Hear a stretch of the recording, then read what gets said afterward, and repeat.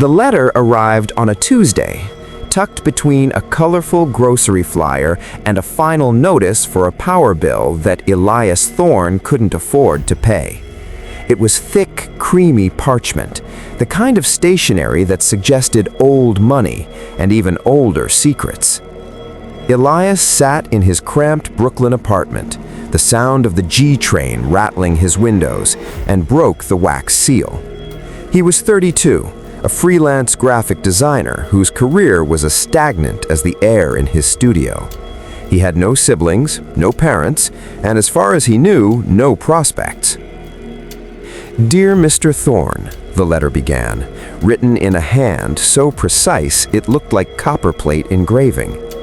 "Per the final will and testament of your late grand uncle, Silas Vane, you are the sole beneficiary of the estate known as Blackwood Manor, located in the township of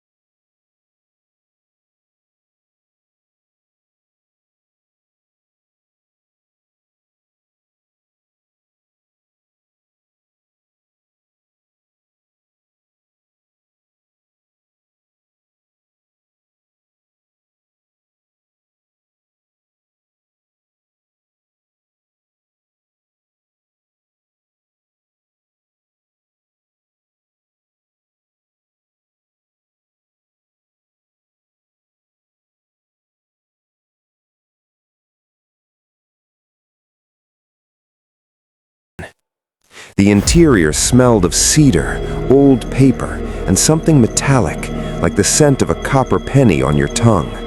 The foyer was grand, dominated by a sweeping staircase. Dust motes danced in the beams of his flashlight. "Hello?" Elias called out. His voice didn't echo. The house seemed to swallow the sound instantly. He explored the ground floor. Everything was preserved in amber. A half-finished cup of tea, now just a ring of brown dust, sat on a side table. A book lay open on the sofa. It felt as if Silas Vane hadn't died. He had simply stepped out of the room for a moment and never returned. Elias made his way to the master bedroom on the second floor. He was exhausted. He threw his bag on the heavy oak bed and collapsed. He fell asleep almost instantly. He woke up at 3:14 a.m. The house was no longer silent. From somewhere deep within the walls, he heard it. Scratch, scratch, scratch. It sounded like fingernails on wood. Scratch, scratch, scratch. It wasn't coming from the hallway. It was coming from right behind his head bag. Elias froze. The scratching was rhythmic, deliberate. It didn't sound like a squirrel or a rat. The sound was too heavy, the strokes too long.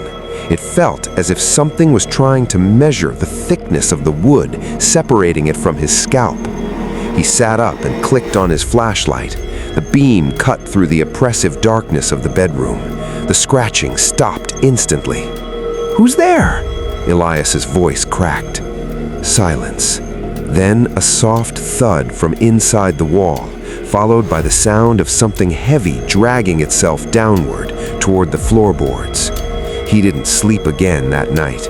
Instead, he sat in the center of the room, the flashlight's beam darting from corner to corner.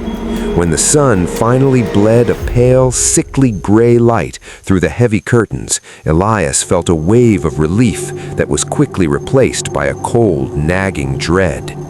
He spent the morning exploring the parts of the house he had missed the night before. He found Silas's study at the end of a long, narrow corridor on the second floor. The room was circular, situated in the base of the house's tallest turret. The walls were lined with books, but they weren't the classics Elias expected. They were journals, hundreds of them, bound in rough, dark leather. He pulled one from the shelf. The spine had no title, just a date, November 1994. He opened it. The handwriting was frantic, sprawling across the pages. "The pines are moving again. I measured the distance from the porch to the tree line this morning. It's shorter by 3 inches. They don't walk, they lean, they stretch. They're hungry for the foundation. I can hear them breathing through the vents." Elias frowned. The man was losing his mind, he muttered to himself. He moved to the desk where a single hand-drawn map of the property lay flat. It showed the house, the long driveway, and a small circle deep in the woods labeled the Well of Whispers. Next to the circle, Silas had scribbled in thick black ink, "Do not go after dusk. Do not answer the echo." A sudden knock at the front door made Elias jump so violently he dropped the journal. He hurried downstairs, his heart hammering against his ribs. Through the frosted glass of the front door, he saw a tall, thin silhouette. He opened it to find a woman in a yellow raincoat, despite there being no rain. She looked to be in her 60s, with sharp, bird-like features and eyes that seemed to look through him. "You must be the nephew," she said. Her voice sounded like dry leaves skittering on pavement. "I'm Martha. I live 2 miles down the road. I used to bring Silas his mail when the winter grew too harsh." "Elias," he said, extending a hand. She didn't take it. "You look like him, around the eyes. That's a heavy burden to carry in this house," Martha said. She peered past him into the foyer. "Have you heard them yet?" The rats in the walls?" Elias asked, trying to keep his tone light. Martha's expression didn't soften. "There are no rats in Oakhaven. Not even the vermin will stay in these woods. What you hear is the house trying to settle. but the house is built on ground that doesn't want to stay still. She reached into her pocket and pulled out a small bundle of dried herbs tied with red string. Hang this over your bedroom door. And Elias, yes, if you see a light in the woods at night, don't look at it. It's not a lantern, it's an eye. Before he could ask what she meant, she turned and walked away, her yellow coat a bright, jarring spark against the dull gray of the forest. By the third day, the isolation began to warp Elias's sense of time. The house was a labyrinth of shifting shadows. He spent his time trying to fix a leak in the kitchen, but every time he turned his back, his tools would move. A wrench he left on the counter would appear on the floor, a screwdriver would be tucked into a drawer he hadn't opened. That evening, the fog rolled in from the Atlantic. It was thick and white, swallowing the trees and pressing against the windows like a physical weight. Elias made himself a sandwich and sat in the living room. He decided to turn on the television for some background noise, but all he got was static. He flicked through the channels, static, static, static, until he hit a channel that showed a grainy black and white feed of a room. He froze. The room on the screen was the very room he was sitting in. He saw the back of his own head on the screen. He saw himself holding the remote. And then, on the screen, he saw the door behind him slowly creak open. In the real room, Elias spun around. The door was shut, bolted. He looked back at the TV. On the screen, the door was wide open, and a tall, spindly figure with elongated limbs was crawling across the ceiling, positioned directly above the Elias on the television. Elias lunged for the power button, his breath coming in ragged gasps. The screen went black, but in the glass's reflection, for a split second, he saw a pair of pale, elongated fingers retreating into the shadows of the ceiling fan. He ran to his bedroom, slammed the door, and hung Martha's herbs on the handle. He pushed the heavy oak dresser in front of the door. That night, the scratching didn't come from the walls. It came from under the bed. Elias didn't sleep. He spent the night standing on top of his desk, clutching a kitchen knife. Every time he drifted off, he felt a vibration under his feet, as if something was humming a low, vibrating note directly into the floorboards. By morning, he was a wreck. His eyes were bloodshot, and his hands shook. He wanted to leave. He wanted to get in his car and drive until the salt air of the coast was a distant memory. 30 nights, he whispered to himself. I just need the money. I just need the house. He needed answers. He took Silas's map and headed into the woods.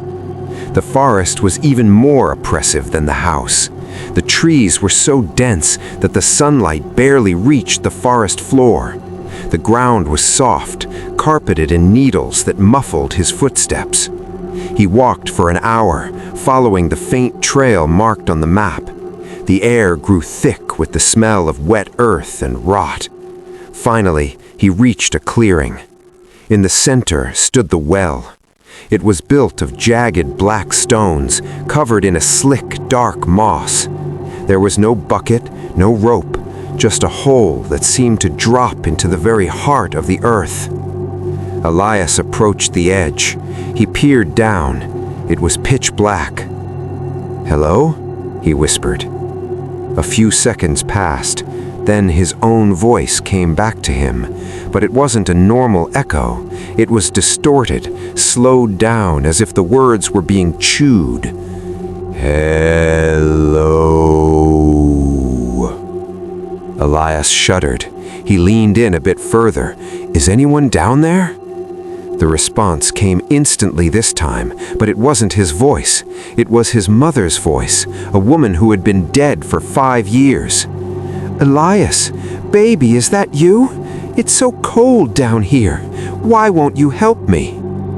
Elias fell back, his heart leaping into his throat. "Mom?" "Come down, Elias. The trees told me you were coming. They've been waiting for a thorn to come home. Silas was too old, too tough, but you just right. The voice began to change, warping from his mother's sweet tone into a guttural, wet, snapping sound. Elias turned and bolted. He didn't look back, even when he heard the sound of something heavy dragging itself out of the well and into the dry leaves behind him. Elias didn't stop running until his lungs burned and his shins were bloodied by brambles. When he reached the house, he slammed the heavy oak door and threw every bolt. He leaned against the wood, gasping for air, waiting for the sound of something slamming against the other side. It never came. Instead, there was a sound much worse, the sound of water. He looked down. A thin, dark liquid was seeping from under the floorboards of the foyer. It wasn't clear water. It was thick, brackish, and smelled of the deep, stagnant mud from the well. He followed the trail of moisture into the kitchen. The linoleum was buckling. In the center of the room, the floor had dipped significantly, forming a shallow bowl. The house wasn't just old, it was being reclaimed. Elias grabbed a mop, but as he touched the liquid, he recoiled. It wasn't just moving, it was vibrating. Small ripples formed in the puddles, pulsing in time with a heartbeat that seemed to emanate from the very earth beneath the cellar. He realized then that the house wasn't built on the land, it was built for the land. It was a cork in a bottle, and the bottle was full of something ancient and pressured. By the 10th night, Elias had stopped trying to maintain a sense of normalcy. He stopped shaving. He barely ate. He moved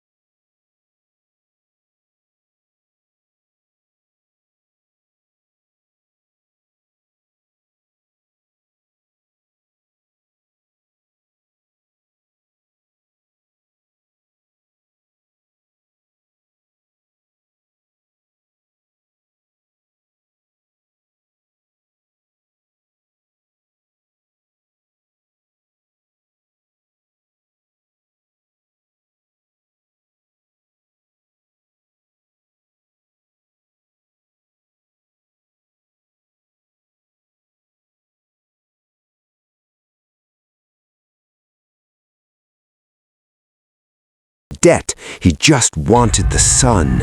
He flung the front door open and ran into the night. But the forest was different. The driveway was gone. In its place stood a wall of pine trees, their branches woven together so tightly they formed a literal cage of wood and needles. They had moved. In the 10 days he had been inside, the forest had closed the circle. He was trapped. Elias looked up. The sky was gone. The tops of the trees had bent inward, interlacing their limbs over the roof of the manor.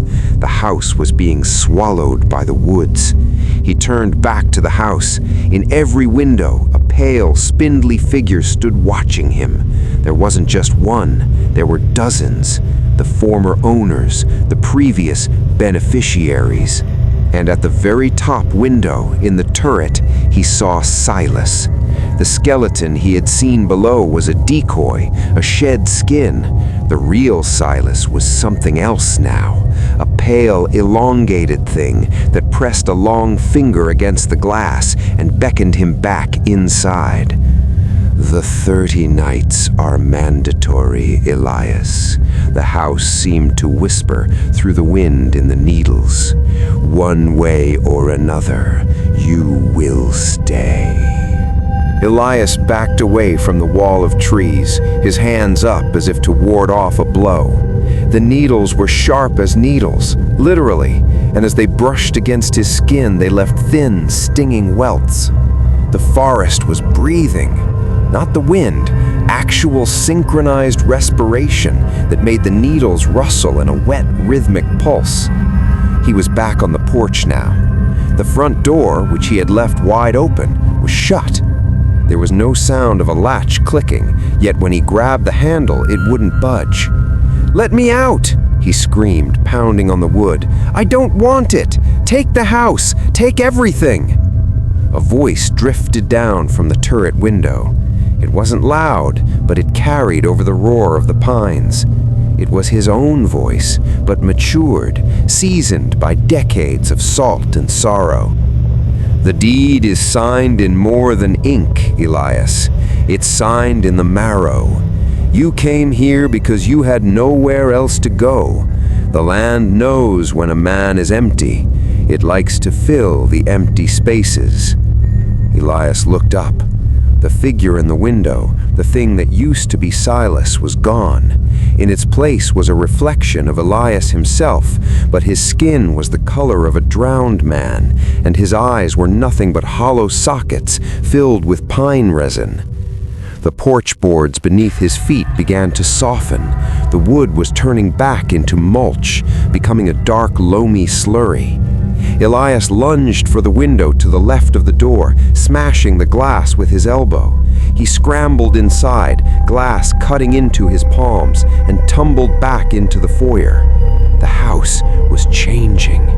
The wallpaper was peeling back in long, wet strips, revealing not lath and plaster, but a network of pulsing veins and gray, sinewy muscle.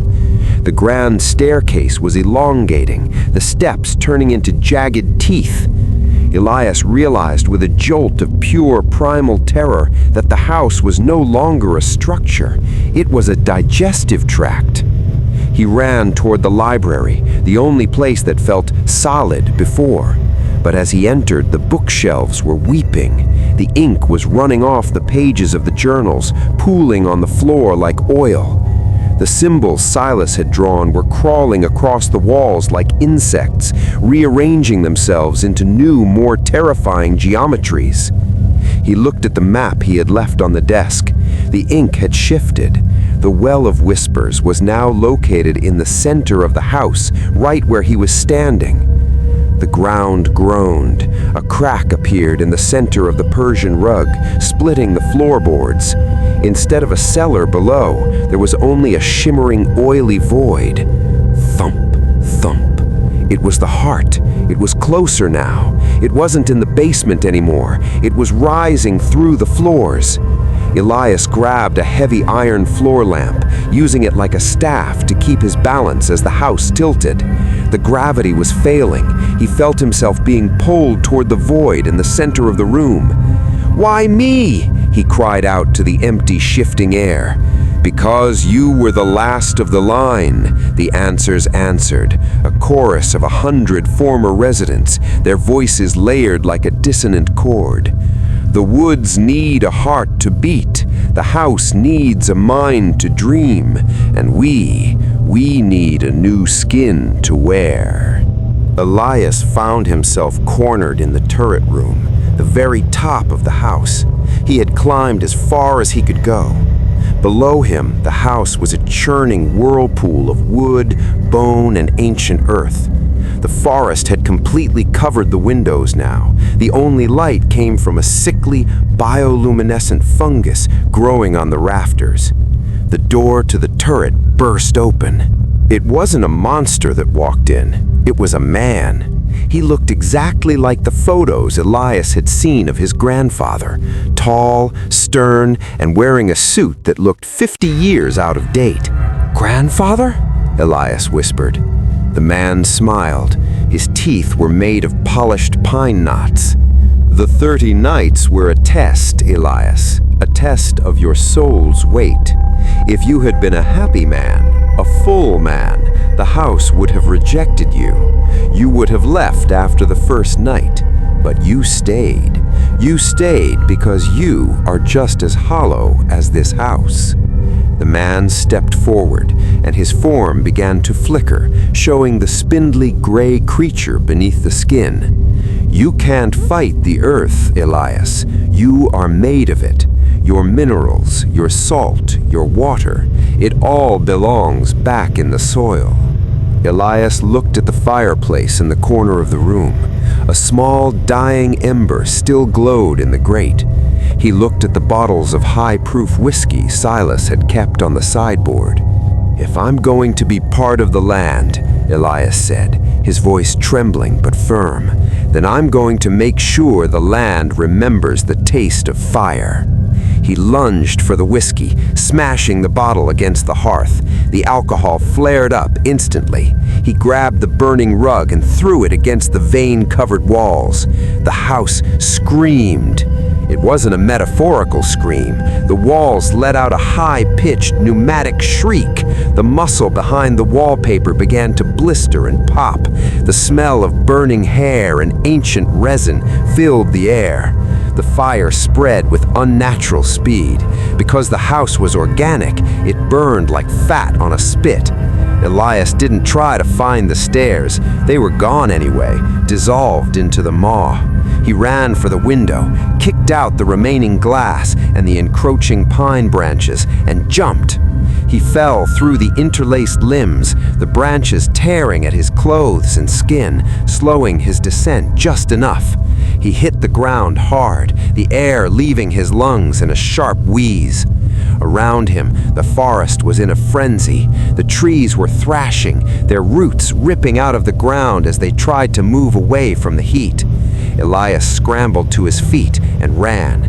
Behind him, Blackwood Manor was a pillar of orange and black flame, a torch in the center of the dark Maine wilderness. He didn't stop until he reached the paved road. He stood there, shivering, watching the glow on the horizon. As the sun began to rise, the silence returned, but it wasn't the silence of peace.